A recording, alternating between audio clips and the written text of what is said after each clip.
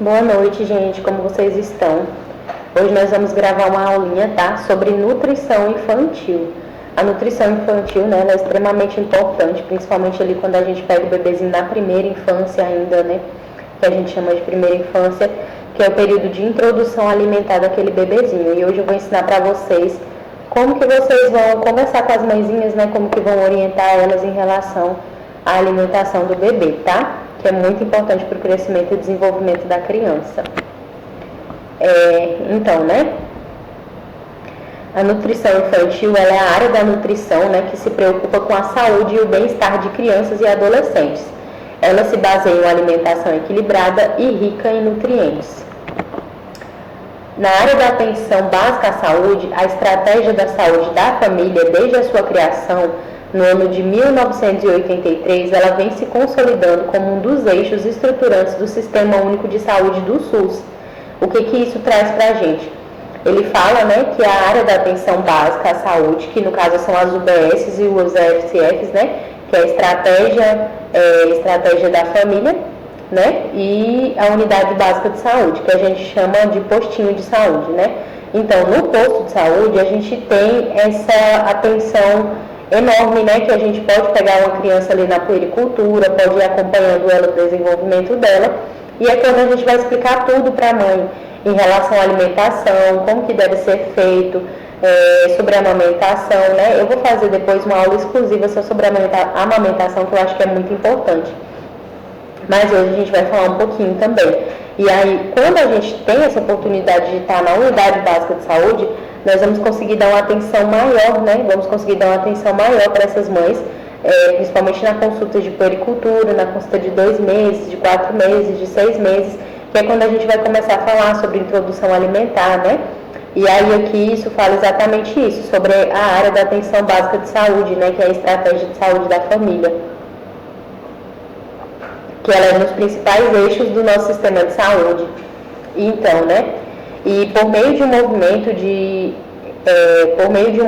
de expressiva expansão de cobertura populacional, aprimorando-se em muito o acesso da população às ações de saúde. Dentro desse processo, o Pacto pela Redução da Mortalidade Materna e Neonatal e o Pacto pela Vida e a Política Nacional de Atenção Básica vieram para contribuir como instrumentos para o fortalecimento da saúde da família no âmbito do SUS. Então, é justamente isso, né? Unidade Básica de Saúde, onde a gente vai ter um acesso maior aos pacientes para poderem orientar ele. E aí, o que isso nos fala, né? Que além de tudo isso, essas ações de saúde, que são ações de saúde, né, elas reduziram bastante a mortalidade materna e mortalidade neonatal. Ou seja, as mães agora estão mais orientadas, né, elas sabem como cuidar melhor dos seus bebezinhos, como que vai ser feito da forma correta e adequada. E a nutrição infantil, ela é fundamental para o desenvolvimento fisiológico, cognitivo e imunológico da criança, ou seja, ela está ali em várias áreas, né? Em várias áreas, além do crescimento daquela criança que está crescendo, está ficando mais forte, ser uma criança nutrida, hidratada. A alimentação, ela desenvolve assim tudo na vida da criança, a questão de cognitivo, o sistema imunológico. Então, são muitas coisas que rodeiam esse âmbito da nutrição infantil, né?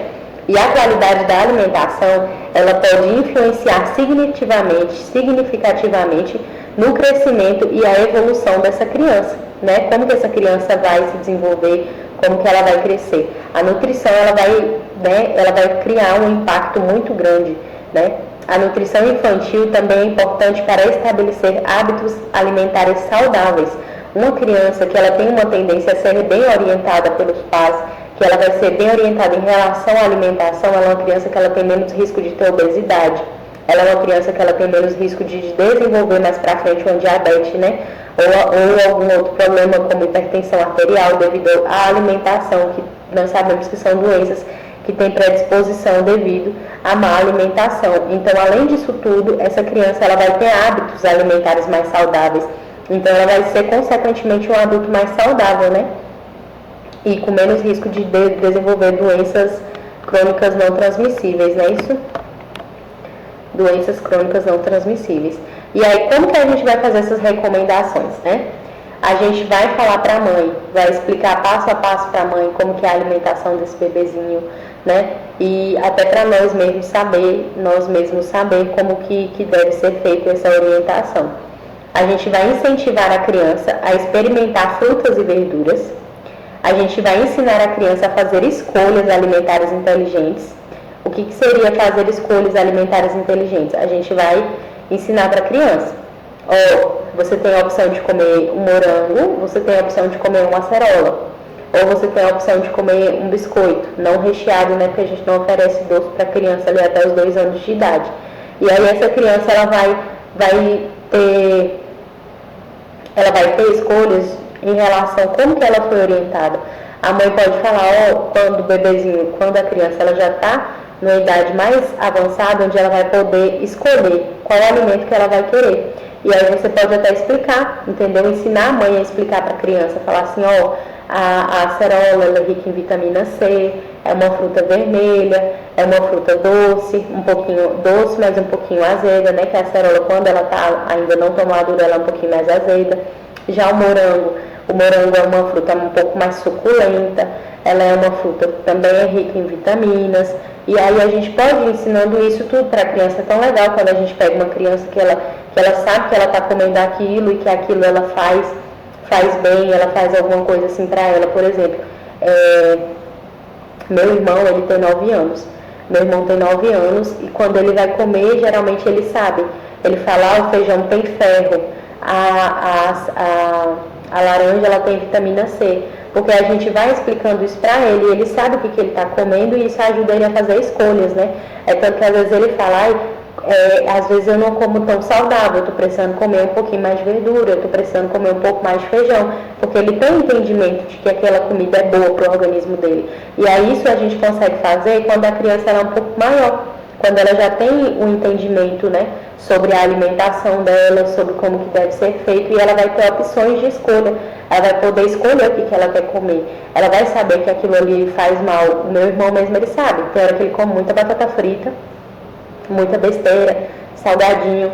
E aí ele fala, eu só comi besteira. Eu só comi coisa que não faz bem. Aí a gente fala, pois é, não pode, você tem que, né, dosar e comer. Criança, ela sempre vai, até nós adultos, né, é muito difícil essa questão da alimentação mais controlada, alimentação saudável. Então, por isso que a gente tem que se conscientizar, porque se nós somos crianças, que nós sabemos o que nós estamos comendo, o que aquilo serve, a tendência é nós sermos adultos que têm uma alimentação melhor, um estilo de vida mais saudável, tá? E aí também a gente vai evitar oferecer refrigerante doce como recompensa para as crianças. A gente vai ensinar isso para as mães no posto, que é o quê?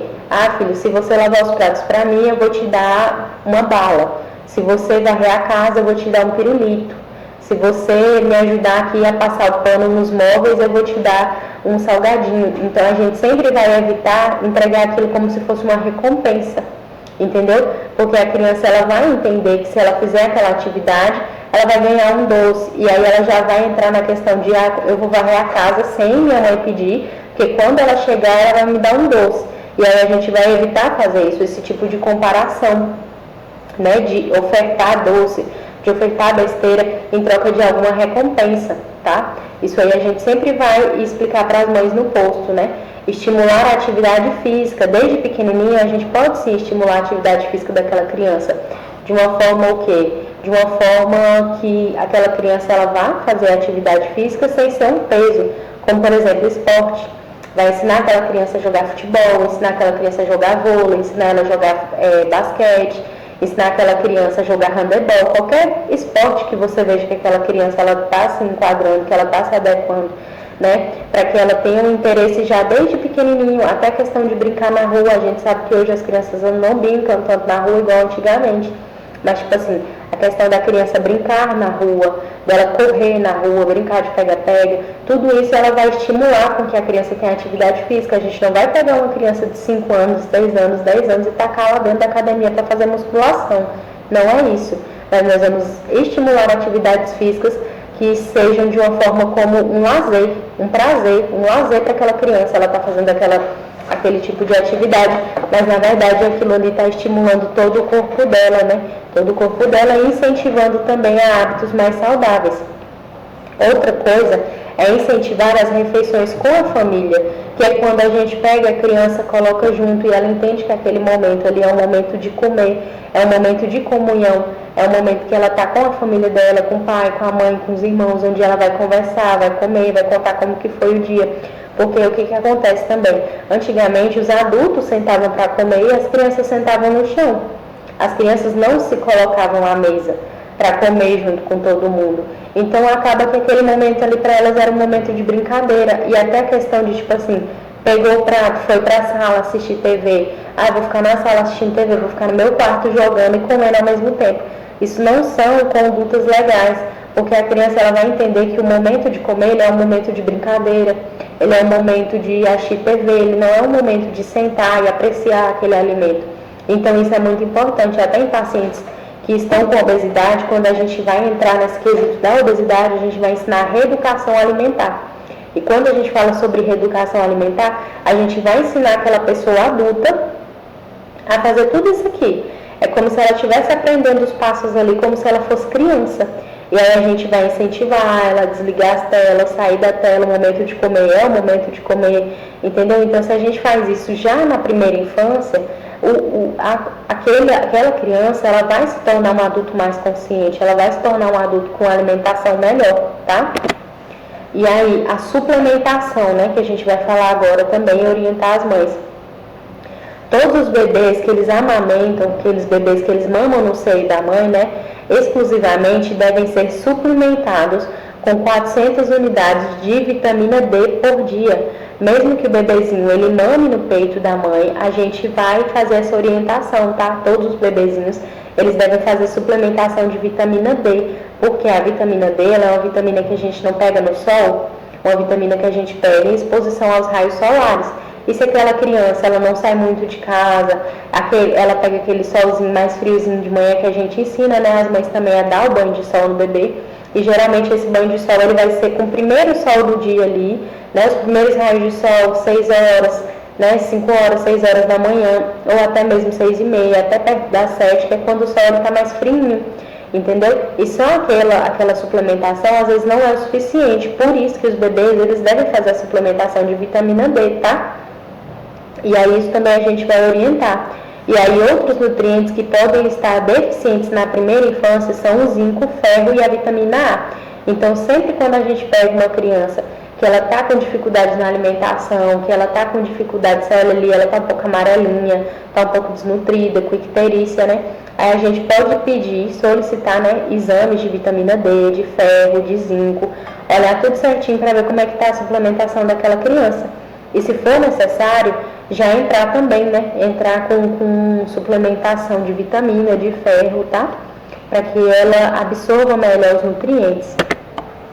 E aí, a importância do aleitamento materno, ela já está devidamente comprovada por estudos científicos e a superioridade do leite materno sobre os leites de outras espécies. São vários os argumentos em favor do aleitamento materno. A gente sabe que o aleitamento materno ele é difícil, ele muitas vezes é doloroso, a mãe pode machucar o seio até que ela se adapte àquela amamentação, até que ela entenda qual é a posição mais confortável para ela, qual é o jeito melhor dela amamentar aquele bebê. Pode ser sim que ela tenha uma dificuldade, que ela tenha alguma inflamação no seio. Então sempre a gente vai falar para a mãe a importância do aleitamento materno, como que ela é rica em suplementos para o bebezinho. É tanto que do 0 meses de idade até os 6 meses de idade, o aleitamento pode ser exclusivo, sem nada. Só o leite materno, não precisa oferecer água, não precisa oferecer chazinho, só o leite materno ele vai ser suficiente para poder saciar aquele bebezinho em questão de vitaminas, de ferro, de zinco, imunoglobulina. Claro que sempre a gente vai fazer a suplementação da vitamina D, como eu falei para vocês, que é a vitamina por exposição do sol. Mas o leite materno, o aleitamento, ele é extremamente rico, tá? É tanto que eu vou fazer uma aula depois só sobre isso, quando a gente vai falar sobre tudo, sobre inflamações que podem acometer o seio da mulher, sobre posição na amamentação, sobre quanto tempo que deve durar o bebezinho mamando no peito, como que a mãe vai fazer a ordenha. Eu vou fazer uma aula bem legal para vocês depois, só explicando sobre o aleitamento, tá? E aí, quais os malefícios também sobre não amamentar? A mãe ela tem essa opção também, a escolha dela. Se ela não quiser amamentar, Ok, mas nós precisamos orientar essa mãe sobre os riscos de não amamentar aquela criança, né? A gente vai explicar para a mãe que a criança que ela não amamenta, ela tem maior número de episódios de diarreia, e diarreia, a gente sabe que a diarreia na criança, ela precisa de uma atenção redobrada, porque ela mata, tá? Diarreia em criança, ela mata e mata muito, porque ela vai deixar aquela criança desidratada, sem eletrólitos, sem vitamina. E aí o que acontece? Se ela tem uma baixa de eletrólitos e ela fica desidratada, com diarreia, essa criança ela vai fazer o quê? Ela vai chocar. A criança ela vai chocar e ela vai virar óbito. Então nós precisamos alertar as mães por que ela vai ter maior episódio de diarreia. Porque quando ela está ali no seio da mãe amamentando, aquele seio é um seio que ele é higienizado, ele é lavado, a mãe toma banho, vai lavar o seio, limpa o seio antes de ofertar para o bebezinho. E quando a criança, ela, desde pequenininha, já toma leite na mamadeira, às vezes a mamadeira não é bem esterilizada, às vezes a água que a mãe está dando para aquela criança tomar o leite não é uma água limpa, é uma água suja, contaminada, que pode ter, né, micro-organismos ali dentro daquela água, e aquela criança vai vir até episódios de diarreia. Por isso que nós sempre vamos orientar as mães em relação a isso, sobre a amamentação, que o bebezinho ele pode sim ter mais episódios de diarreia, ele tem o maior risco de hospitalização por doenças respiratórias, ele tem um risco de desnutrição se os alimentos introduzidos forem nutricionalmente inferiores ao leite materno, tá? Porque como eu havia falado para vocês, o leite materno ele é muito rico. E aí se a gente oferece um leite que não é tão saudável, que não é tão legal, aquela criança ela pode, né, ela pode ter um déficit nutricional, né, e até anemia, como por exemplo quando os alimentos são muito diluídos, quando os alimentos são ultraprocessados, que aquela mãe vai dar para aquele bebezinho, e aí talvez aquele alimento não seja suficiente, e aí a gente pode ter aí problemas futuros, como a anemia ferropriva, né, desse bebezinho ali, e uma absorção ruim dos nutrientes, né. Aqui embaixo, né, menor absorção de nutrientes importantes do leite materno, como o ferro e o zinco, e a menor eficácia da lactação como método anticoncepcional, né, como eu havia falado para vocês na aula de anticoncepcionais, né, que a gente falou sobre orientação de planejamento familiar. A mãe que ela tem aleitamento exclusivo para o bebezinho, ela é uma mãe que geralmente ela não vai menstruar. E aí se ela não vai menstruar, ela não vai ovular e consequentemente ela não vai engravidar. Então tem sim algumas pessoas que elas usam esse método como método anticoncepcional, que é o método de quê? De fazer a amamentação exclusiva para o bebezinho até os 6 meses de idade. E aí aquela mulher, o corpo dela, ele vai estar protegido de ter outra gravidez ali até os 6 meses, né? Os 6 meses de vida daquele bebezinho.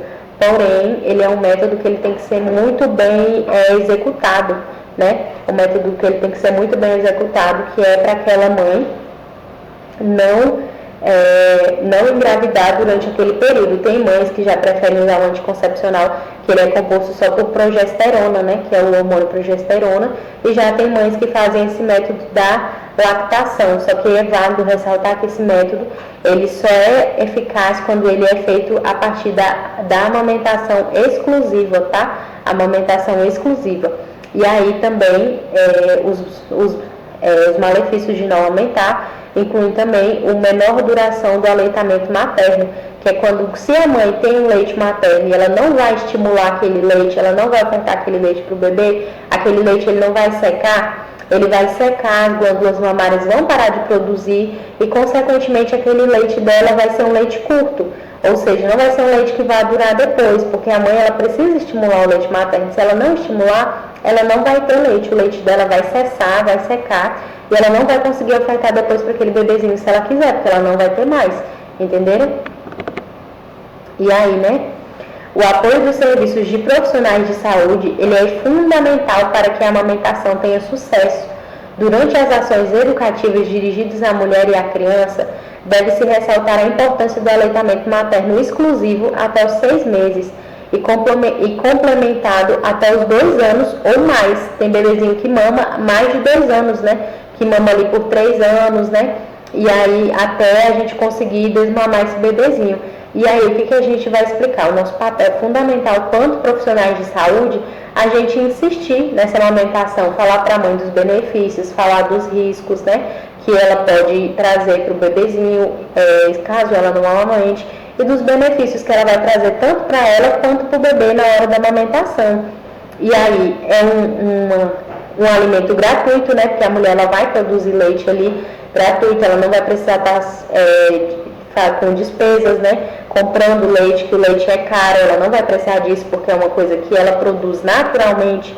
Então, tem muitos benefícios aí. E às vezes, gente, a gente precisa ali ficar horas com a paciente, explicando, ensinando ela como que ela vai fazer essa ordenha da mama, se a mama doer, se a mama empedrar, o que ela vai fazer, como que ela, qual unidade de saúde que ela deve procurar, com qual profissional de saúde que ela tem que conversar, para sanar todas aquelas dúvidas dela. E até mesmo na hora que o bebezinho nasce já, a gente pode pegar aquele bebezinho e fazer a hora de ouro, né?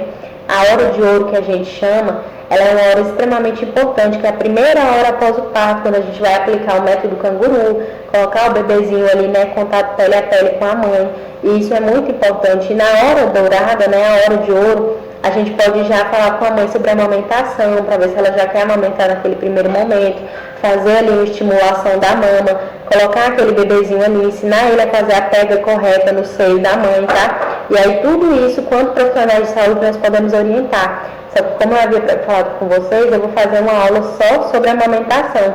E aí nessa aula só sobre a amamentação eu vou me aprofundar mais, né, nessa questão do aleitamento materno, como que a gente deve fazer enquanto profissionais de saúde, tá? E aí, né, enfatizando que o leite materno sempre ele vai proteger o bebê de infecções, de alergias e inumeráveis e demais vantagens que o aleitamento materno oferece não só para a mãe, mas também para o bebezinho, né? E aí, vamos falar agora sobre os problemas nutricionais mais prevalentes na infância, né? A Organização Mundial de Saúde, né, que é o OMS, né, publicou a Estratégia Global para a Alimentação de Lactantes e Crianças Pequenas, que visa revitalizar os esforços no sentido de promover, proteger e apoiar adequadamente a alimentação das crianças. A gente tem alguns projetos, né, de banco de leite, onde a gente pode também ofertar leite materno, que são aquelas mães que elas têm uma demanda de leite muito grande, e aí ela pode ordenhar esse leite, reservar ele adequadamente, que ela vai reservar ele no quê? Num vidrinho, né? Num vidro de preferência, tipo como se fosse aqueles potinhos de Nescafé, o vidrinho, né, esterilizado, com a tampinha mais resistente. Ela vai esterilizar aquele ambiente, né, esterilizar certinho, colocar no fogo, na água, ferver, tanto o pote de vidro como a tampa, e aí ela vai ordenhar o peito dela, e aquele leite que ela pegar, ela vai doar. Ela pode ir no banco de leite e doar aquele leite para que as mães que não tenham tanto leite, ou que tenham tido mastite, algum problema, alguma complicação, que não conseguiram amamentar, elas podem pegar esse leite e ofertar para o bebezinho delas. Lembrando que as mães que doarem os leites, elas vão passar por um teste de exames, né? A gente vai ver se essa mãe ela não tem HIV, se ela não tem alguma doença que ela pode passar para o bebê transmissível na hora da amamentação, principalmente o HIV, né? E aí essas mães elas podem doar, e tudo isso ela é uma organização, né? Uma estratégia para a alimentação de tanto de lactantes, que são os bebezinhos, né, menores, quanto das crianças pequenas. Como eu havia falado para vocês, a criança pequena ela pode mamar até os 3 anos de idade, né? E aí tudo isso são ações para promover, proteger e apoiar adequadamente a alimentação das crianças em todo o mundo, né?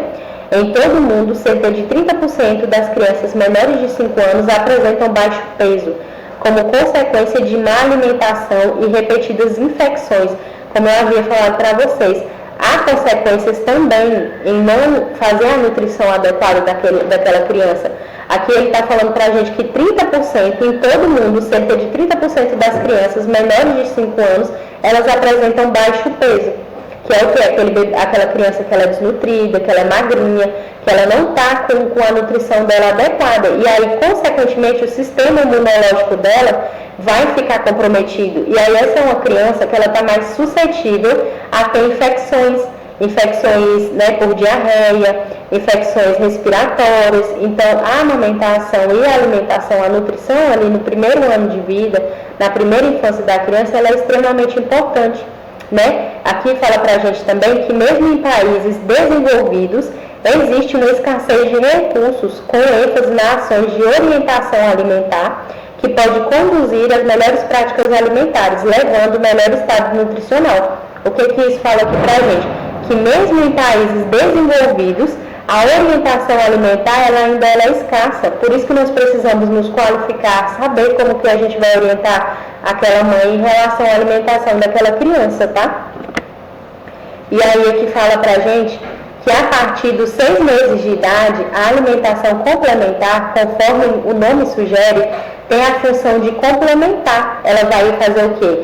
Aquele leite materno, ele já não, a partir dos 6 meses de idade, ele não já vai ser só aquilo que vai ser suficiente para sustentar aquela criança. Então nós precisamos de um complemento, só que esse complemento vai ser introduzido como, né? Ele tem a função de complementar a energias, os micronutrientes necessários para o crescimento saudável, né? E pleno desenvolvimento daquela criança. As situações mais comuns relacionadas à alimentação complementar oferecida de forma inadequada, ela vai dar o quê?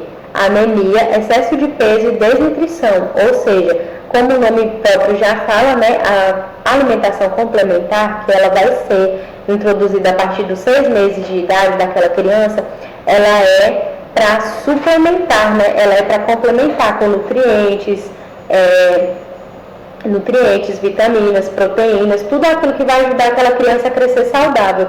E se essa alimentação ela não é feita de forma adequada, essa criança ela pode desenvolver problemas, principalmente a anemia, o excesso de peso e a desnutrição, tudo isso, né? E aí aqui fala pra gente, deixa eu beber uma água.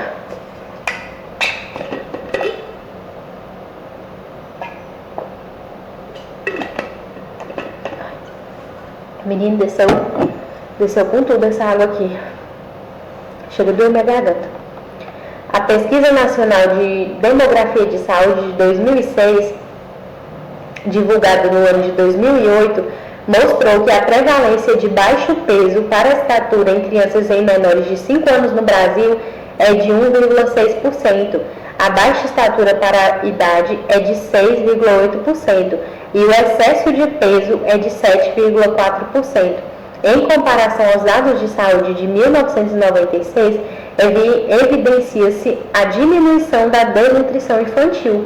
Ou seja, né, aqui é uma pesquisa do ano de 2008, ela mostra para a gente que existem sim, né, dados estatísticos com crianças com baixa estatura, baixo peso ou excesso de peso, mas em comparação a 1996, evidencia-se que diminuiu a desnutrição infantil, ou seja, nós estamos pelo caminho certo, nós estamos orientando as mães em relação à alimentação dessa criança, né? E aí com isso a gente consegue diminuir a desnutrição, a mortalidade infantil, tá?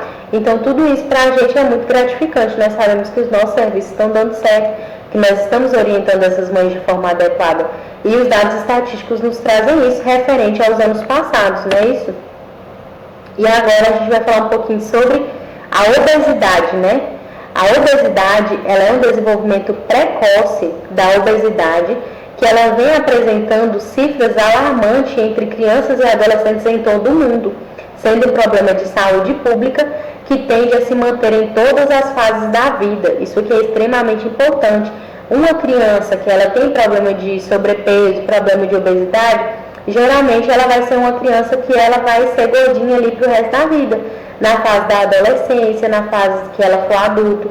Geralmente você olha assim e fala, ele tá gordinho porque ele é criança ainda. Quando ele ficar adolescente, ele vai emagrecer. E não, gente, uma criança que ela tende a ter sobrepeso e obesidade, ela é uma criança que ela tende sim a ser um adulto sobrepeso e um adulto com obesidade.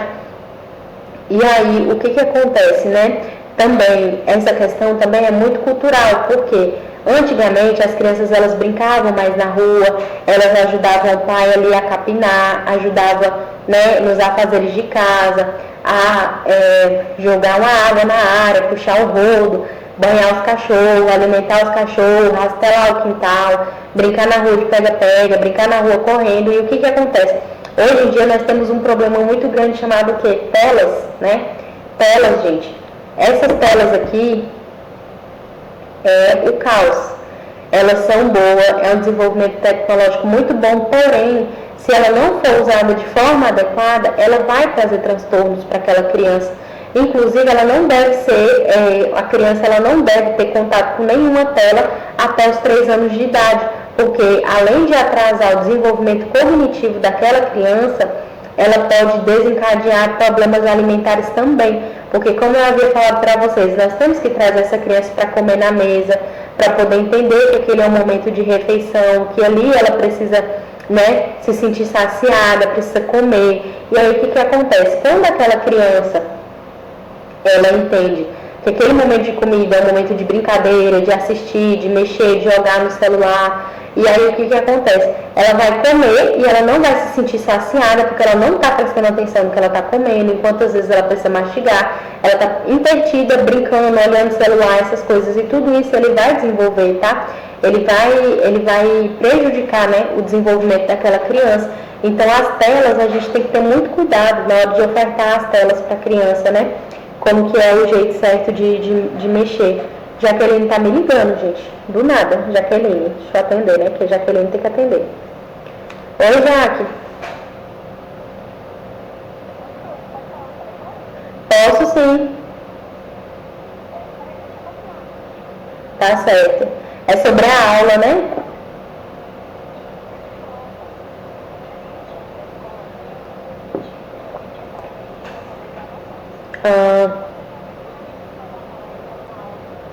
Já.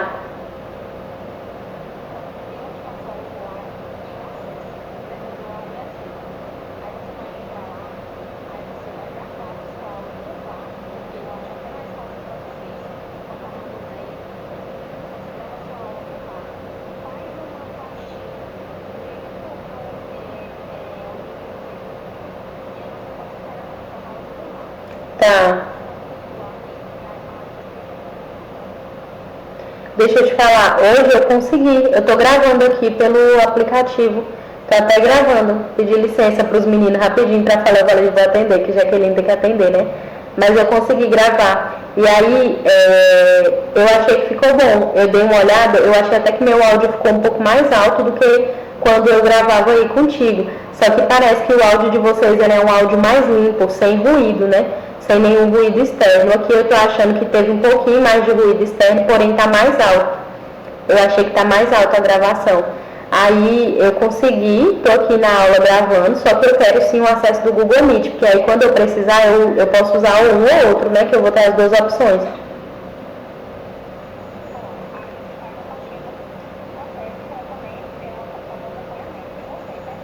Tá bom, tá certo. A aula de hoje, então, assim que eu terminar, eu gravo, eu vou, né, enviar ela para você, não é isso?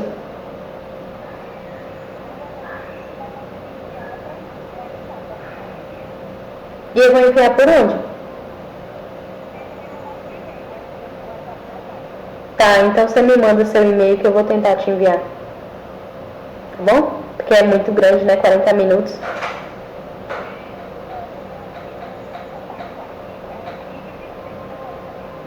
Uhum. Entendi. Então tá certo. Mas eu tento te enviar então pelo e-mail, tá? Qualquer coisa eu gravo a segunda aula aqui pelo Google Meet. Tá bom, obrigada. Tchau. Foi rapidinho, né, gente, para atender Jaqueline para ver essas questões das gravações, né? Ela falou que eu posso tanto gravar pelo aplicativo que eu estou gravando hoje, quanto pelo Google Meet. Mas eu olhei o áudio e eu achei que estava ok. Eu achei que estava ok o áudio. Eu até fechei tudo aqui, fechei a janela, fechei a porta para diminuir o ruído, né? Tá até com calor aqui no jaleco, mas não tem problema não. Tá? Voltando, né, à aula, que a gente estava falando sobre o problema de excesso de sobrepeso devido à alimentação, né, ruim, né? E aí a questão de telas, de celular, que não deve ser oferecido ali para a criança. E aí aqui fala pra gente que o excesso de peso, como problema de saúde pública, ele tem suplantado em muito o baixo peso para a estatura no Brasil. Além disso, né, o problema com o excesso de peso a gente ainda tem o baixo peso para a estatura, que é quando aquela criança ela é magrinha para o comprimento que ela tem, para o tamanho que ela tem. E aí tudo isso ele é um problema de saúde pública, tá, gente? Ele é um problema nosso, tá? E aí nós temos que nos qualificar para saber resolver essas questões. E aí, ainda sobre a obesidade, né? A obesidade infantil, ela pode gerar consequências no curto e a longo prazos. E é importante, né, preditivo da obesidade durante a vida adulta. Como eu havia falado para vocês, uma criança gordinha, ela tende a ser um adulto gordinho. Sendo assim, a prevenção desde o nascimento, ela é necessária, tendo em vista que os hábitos alimentares são formados nos primeiros anos de vida. Uma vez habituada à grande concentração de açúcar, de sal, a tendência é da criança rejeitar outras formas de preparação de alimentos. E aí, com a ingestão de alimentos com alta densidade energética, ela pode prejudicar na qualidade da dieta, resultando no aumento do peso e na ingestão deficiente de micronutrientes. Ou seja, a gente não pode ofertar para a criança ali, até os primeiros anos de vida, muito sal, muito açúcar. O ideal é que não oferte açúcar para a criança até os 2 anos de idade. E o sal também. A gente vai pegar uma comida e vai ofertar para ela da forma que aquela comida realmente ela é. Ela não pensa assim comigo, se eu nunca tomei refri, eu não vou sentir falta do refri. Entendeu? Se eu nunca comi miojo, eu não vou sentir falta do miojo. Então, por que a gente vai pegar um pirulito ali, um doce muito forte e oferecer? Porque o pirulito, gente, é só açúcar. Pirulito, bala, tudo isso ele é só açúcar. Só açúcar. E aí tem a questão de dente também, né, de cárie, tudo isso aí que a gente tem que olhar para aquela criança.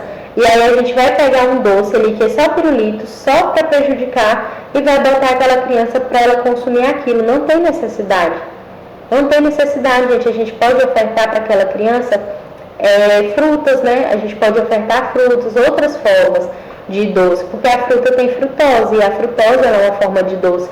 Então a gente não vai ofertar para a criança açúcar, sal, coisas muito oleosas, muito gordurosas, e porque isso vai prejudicar. E se a gente está fazendo isso de uma forma que ela vá fazer com que essa criança ela tenha uma vida mais saudável, que ela seja um adulto mais saudável, por que a gente vai interferir nesse tipo de alimentação?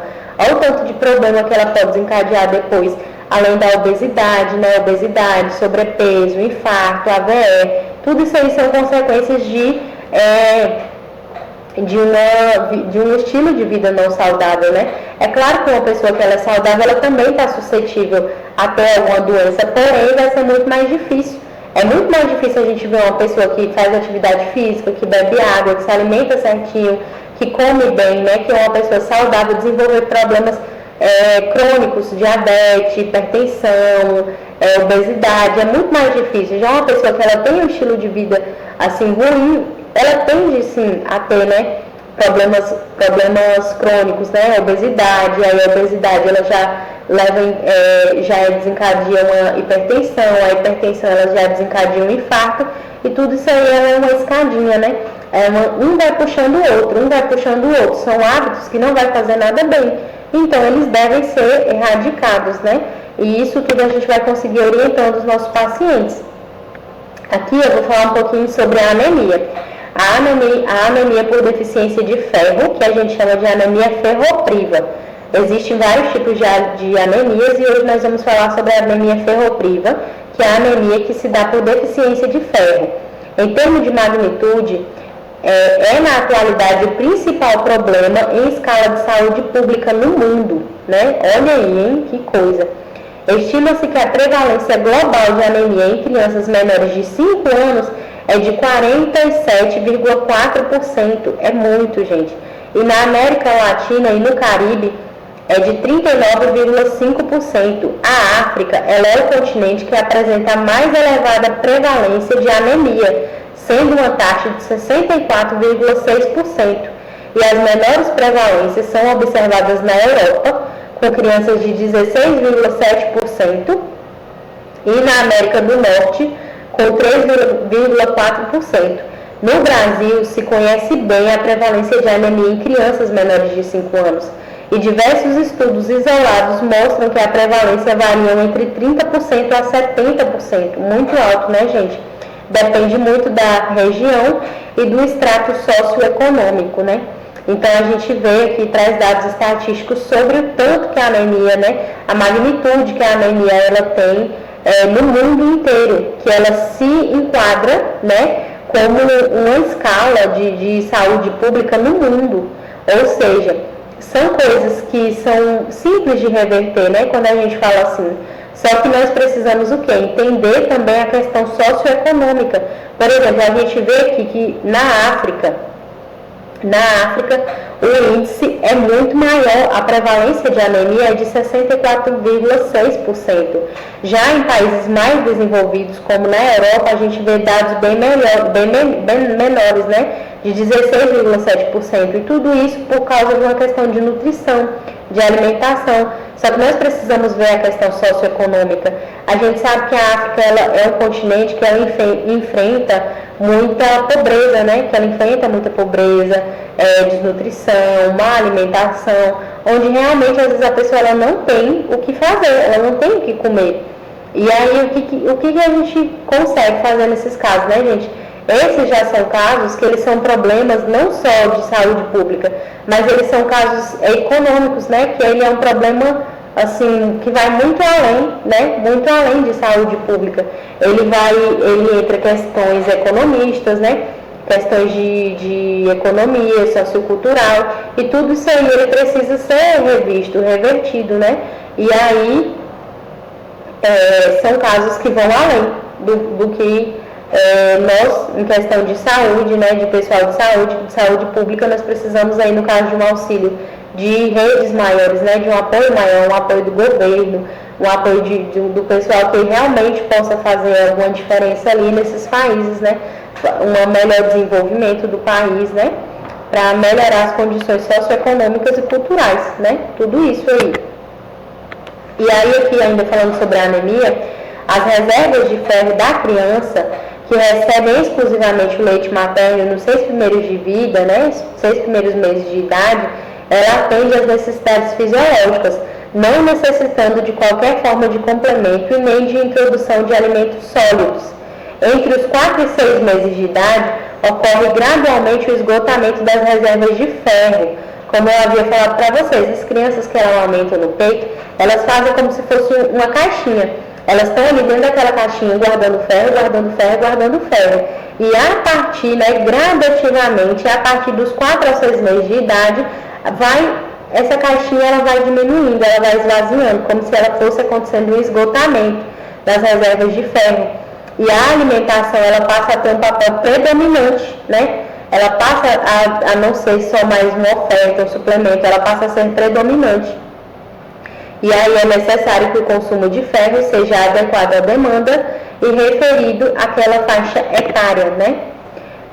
Aqui nós vamos falar sobre a formação dos hábitos alimentares, né? Os hábitos alimentares, eles são formados por meio de complexa rede de influências genéticas e ambientais, e por esse motivo considera-se a mudança do comportamento alimentar um desafio para os profissionais de saúde.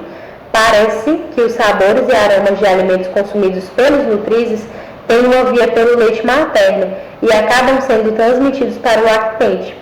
O leite materno oferece diferentes experiências de sabores e aromas que vão refletir nos hábitos alimentares maternos e na cultura alimentar. Ou seja, isso aqui ele está falando para a gente que o que a mãe come vai interferir na amamentação dela. Por exemplo, se uma mãe ela ingere álcool, ela pode amamentar, gente? Claro que não. Se ela beber álcool, ela não pode, em hipótese alguma, amamentar. Ela vai ter que esperar ali até 18 horas para poder sair aquele álcool do organismo dela, porque quando ela for amamentar, o bebezinho dela também vai consumir o álcool. E aí, gente, pode dar bebida alcoólica para uma criança? Jamais, né? Isso nem entra em questão, não é uma opção. E aí, quando a mãe ela se alimenta melhor, né? Quando aquela mãe ela se alimenta melhor, consequentemente o leite materno dela, ele vai ser um leite mais nutrido, ele vai ser um leite que ele vai trazer experiências ali para aquele bebezinho, experiências de sabor, que vão interferir nos hábitos alimentares daquela criança já desde a amamentação. onde aquela criança ela vai entender, né? Ela vai optar por alimentos mais saudáveis, porque quando ela estava ali mamando no peito, ela foi nutrida de uma forma eficiente, de uma forma legal, e aí tudo isso vai influenciar na introdução alimentar daquela criança, tá? E aí, quando a gente fala de sabor, o sabor, ele é o argumento da ausência de sabor da alimentação saudável, e outro tabu a ser desmistificado, pois é e precisa ser necessariamente saborosa. Ou seja, aquilo que eu havia falado para vocês, não vou colocar açúcar, não vou colocar sal. Eu vou dar essa comida sem gosto para essa criança? Como que essa criança vai comer uma comida sem sal, vai comer uma comida sem açúcar? Gente, a gente não tá... isso aqui a gente vai desmistificar, isso é um tabu. Não quer dizer que uma comida saudável é uma comida ruim, é uma comida sem gosto, é uma comida sem aquilo. Como eu havia falado para vocês, se eu nunca comi uma comida com sal, eu vou sentir falta, gente, de comer a comida com sal? Não, eu vou sentir o gosto do alimento realmente como ela é. E é isso que esse parágrafo ele fala pra gente, que a comida saudável, ela não é uma comida ruim, ela é sim uma comida saborosa, tá? E as crianças, ao receberem a alimentação complementar, tendem a se acostumar com os alimentos na forma como eles são oferecidos. Ou seja, se eu ofereço uma cenoura para aquela criança sem tempero, ela vai se acostumar com o gosto da cenoura, gente. Ela não vai sentir falta daquilo que ela não teve, tá? E aí outra coisa que nós precisamos observar, a variedade, né? Além do sabor, a variedade. A variedade que é o consumo de vários tipos de alimentos diferentes, né? Que fornece diferentes nutrientes necessários para aquela criança, evitando a monotonia alimentar. O que é monotonia alimentar? É quando sempre a gente come as mesmas coisas. Todo dia eu vou comer arroz, feijão e ovo, arroz, feijão e ovo, arroz, feijão e ovo. Eu vou me sentir satisfeito? Vou. Vai encher minha barriga? Vai. Porém, a gente precisa de alimentos diferenciados, e da mesma forma a gente vai fazer com a criança. Tem mãe que todo dia amassa uma batatinha e dá para a criança comer, amassa uma batatinha e dá para a criança comer. E não é para ser feito assim, é para ser servido diferentes tipos de nutrição. Hoje eu vou oferecer uma batatinha, amanhã eu vou oferecer uma cenoura, amanhã eu vou oferecer uma abóbora. Entre as refeições eu vou oferecer frutas. E aí tudo isso, ela ajuda demais, né, na questão da alimentação daquela criança. O que limita a disponibilidade de nutrientes necessários para atender uma alimentação adequada. Ou seja, as crianças elas devem ser expostas a diferentes tipos de alimento, sendo necessário às vezes diversas exposições ao mesmo alimento até que ela aceite. Por exemplo, eu vou oferecer feijão para aquela criança e na primeira vez ela não quer, não gostei. E aí, gente, eu vou nunca mais oferecer aquele feijão para aquela criança porque ela não gostou a primeira vez? Não.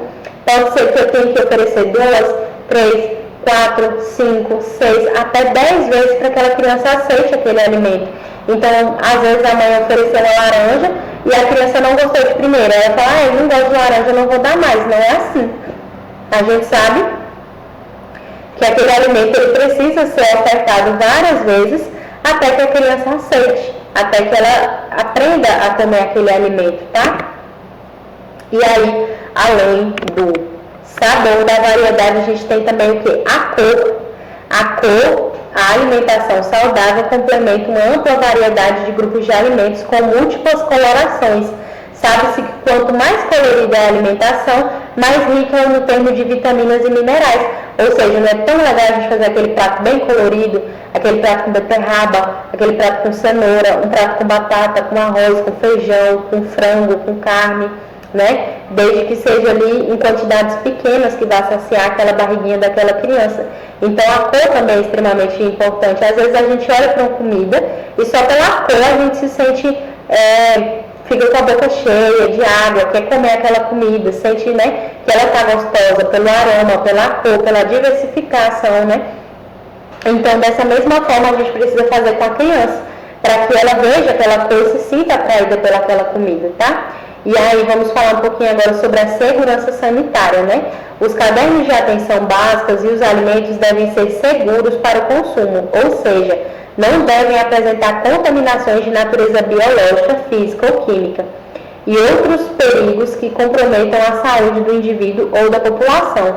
As crianças são vulneráveis e constituem um grupo de risco para ocorrências de doenças em função da falta da segurança sanitária. Isso aqui também já é um problema de saúde pública, gente. Se a vigilância sanitária, se a segurança sanitária ela não está trabalhando de uma forma adequada, o que a gente vai ter? A gente vai ter alimentos contaminados, né? Alimentos, né, contaminados ali de forma física ou química, que vai fazer um mal para aquela criança. Então, nós precisamos também aí da ajuda dos nossos amigos da vigilância sanitária, para que eles falem, não, esse alimento é seguro, esse alimento ele está ok para ser consumido, essa água ela está ok para ser consumida. Uma das coisas que a gente mais tem aqui no Luiz Eduardo, gente, é contaminação pela água. O tanto de criança que aparece pra gente no posto com diarreia, com virose, por conta da contaminação da água, gente. É demais, demais, demais, demais. Nós precisamos mudar isso aí, tá? E aí eu vou falar um pouquinho sobre o esquema alimentar para crianças menores de 2 anos, né? Após complementar os 6 meses de idade, o aleitamento materno, ele pode continuar sob demanda livre, né? Que a mãe ela vai ofertar o leite materno sempre que a criança pedir, é isso que significa demanda livre. E aí o que a gente já pode fazer após os 6 meses de idade? Suplementar com uma papa de frutas no meio da manhã, né? A criança mamou o peito, aí eu vou tentar suplementar com uma papa de fruta. Aí o que eu vou fazer? No finalzinho da tarde ali eu vou dar uma papa salgada para aquela criança ir comendo. Gente, lembrando que o salgado não é tacar um bocado de sal, um bocado de coisa. O salgado é oferecer uma comida, um alimento que ele seja um alimento salgado. Por exemplo, uma batata, uma mandioquinha, alguma coisa ali que aquela criança vá comer, que ela aprenda a diferenciar. Isso aqui é salgado, isso aqui é fruta, entendeu? Não é para tacar sal nas coisas e sair matando as crianças. São salgados, alimentos que por si só são salgados, tá? E aí a gente também pode ofertar uma papa de frutas no meio da tarde, tá? Então a gente vai fazer uma papa de frutas no meio da manhã, uma papa salgada ali no final da manhã, que é mais pelo horário do almoço, uma papa de frutas no meio da tarde, que é para a criança ela começar a ir se acostumando, se adaptando, né, com os sabores. E aí, após a criança complementar os 7 meses de vida, ela pode sim continuar no aleitamento sobre demanda livre. E aí, o que a gente vai aumentar? As doses, ela vai experimentar papa de frutas no meio da manhã, uma papa salgada no final da manhã, uma papa de frutas no meio da tarde e vai terminar o dia dela ali com a papa salgada no final da tarde. Que tudo isso que a gente está fazendo é para a criança ir se acostumando, comendo, sentindo gostos diferentes, tá? E após a criança complementar 12 meses de vida, o aleitamento ele pode continuar e aí a criança ela já pode comer refeições, né? De manhã ela pode comer pão, ela pode comer fruta com aveia, ela pode comer um biscoito, né? Desde que seja um biscoitinho ali de água e sal. Ela pode já comer uma fruta e não uma papa, a gente pode cortar um pedaço de fruta para que ela possa pegar, começar a sentir texturas, começar a sentir sabor, trazer aquilo para a boca, aprender a comer com garfinho, né? Então tudo isso ele já vai ser mais trabalhado ali a partir, né, de quando a criança complementa 1 ano de vida. E aí ela vai comer uma refeição básica da família no final da manhã, ela vai sentar na mesa, mesmo que é bebezinho, gente. Coloca ali na cadeirinha de alimentação, coloca ela próximo da mesa para ela poder estar familiarizada com aquele ambiente, ela entender que aquele momento é um momento de comunhão, um momento de família, que ela vai sentar, vai comer, vai prestar atenção nos alimentos. Então tudo isso ele vai sendo trabalhado gradativamente. E aí a criança vai comer fruta, ela vai fazer uma refeição básica com a família no final da tarde também, para ela ir entendendo que tem almoço, jantar, tá? Que entre essas refeições ela pode comer uma fruta, tá? Então tudo isso ele vai ser ensinado. E aí a gente vai falar sobre a composição e a consistência, né? Que deve se procurar variar no máximo da dieta da criança para que ela receba todos os nutrientes que ela necessita e também para contribuir com a formação de hábitos alimentares, além de evitar a monotonia alimentar, a energia requerida pela alimentação complementar para as crianças em aleitamento materno. Em países desenvolvidos, é de aproximadamente 200 calorias por dia, de 6 a 8 meses de idade, e 300 calorias por dia, de 9 a 11 meses de idade. E cadernos de atenção básica entre 500 calorias por dia de 12 a 23 meses. Então a criança ela precisa, né, complementar e precisa que essas calorias elas sejam atingidas. Quando a criança ela é menorzinha, ela vai consumir ali 200 calorias, depois 300 e depois 500. E tudo isso vai se aumentando gradativamente conforme ela for se desenvolvendo, tá?